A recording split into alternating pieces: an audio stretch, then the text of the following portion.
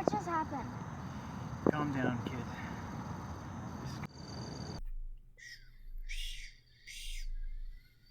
You're coming far, kid. The world is full of evil. We're here to put a stop to it. I accept my fate. Now I'll go through my post-credit material, starting off with the story. Now my story actually didn't start first. I ended up making a script first and then went back and started doing the story. Now my story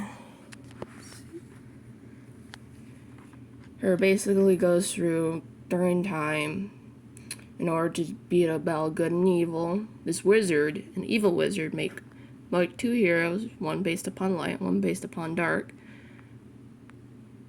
to basically destroy this evil. And then countries started to realize, hey, that's a neat idea, let's start doing that on their own.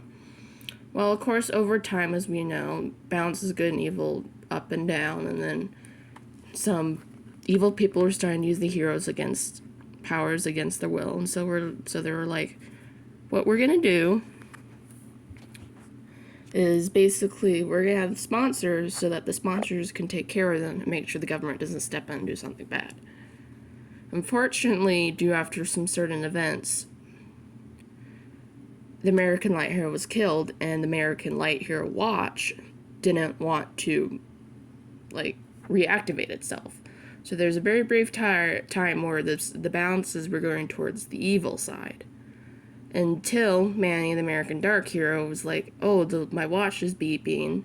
The American Light Hero must exist again. So he goes out, finds Phoenix, the next American Light Hero, basically surrounded by these monsters that she just killed. She doesn't understand what's going on. She's this 13-year-old child who basically was protecting herself, and she doesn't understand what's going on. And then Manny decides to take her in. Well, during all this, Manny is talking about how he doesn't care for his sponsor, he doesn't align with his ideas,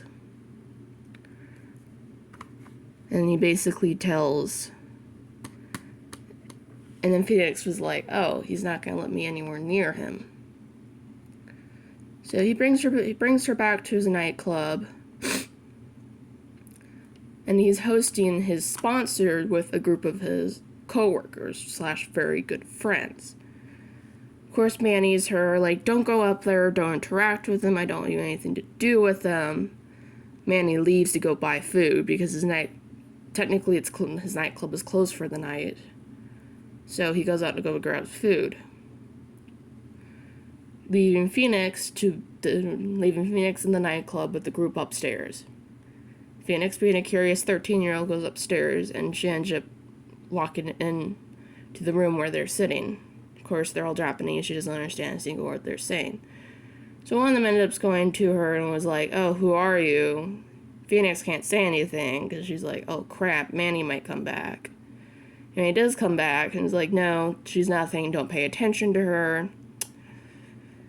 Of course, Manny leads Phoenix go down and be like, why did you do that? I told you specifically not to do that. And he leaves to go for the night.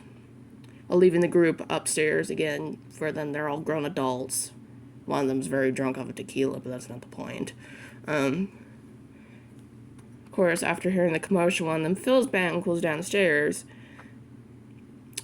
And the leader, hero, was like, oh, I think I saw the watch. She must be a light hero.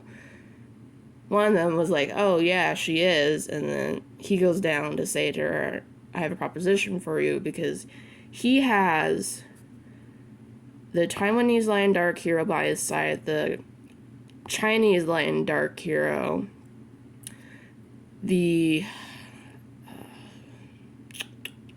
got two European ones. Can't remember what exactly European country they're from. And he doesn't have the Japanese dark hero because he already has another sponsor, but the sponsor doesn't want him. And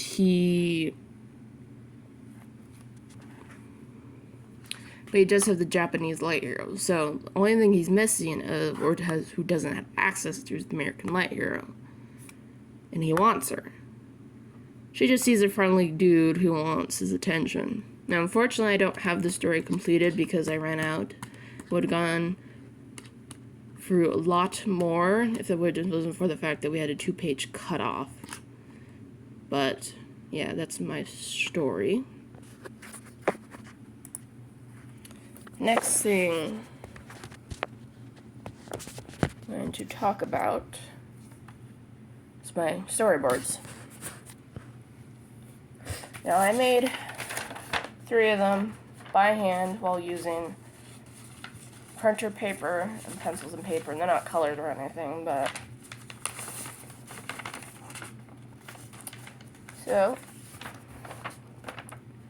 here we have the first one.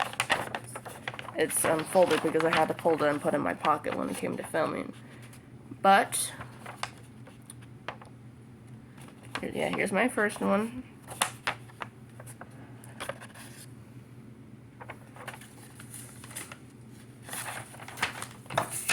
Here's my second one, the only one in pristine condition. A little side note about something I need to do later. And here is my last storyboard. Crumpled up the most, but shoved it in my pocket. Make sure I didn't have to hold on to it while filming.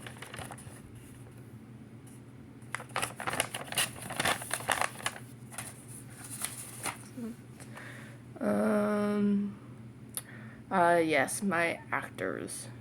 So I had my friend Malia do Phoenix, and I had picked up Victor from Robotics Club because one I originally wanted to do, couldn't do it. And we have Maxwell, the UAT cat Scott, because I want to put Maxwell in there because he's important to me. Love the dude, and if you know about his Instagram.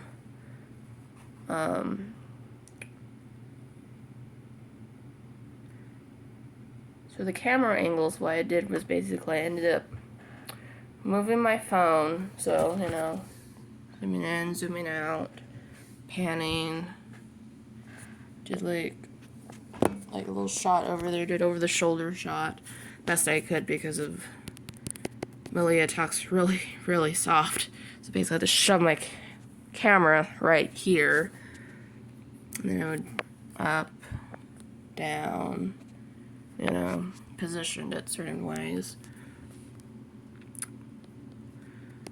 The reason why I did some of them was to emphasize something. So the dramatic shot, her standing up, showing off the characters when they're about to fight, show how important it is.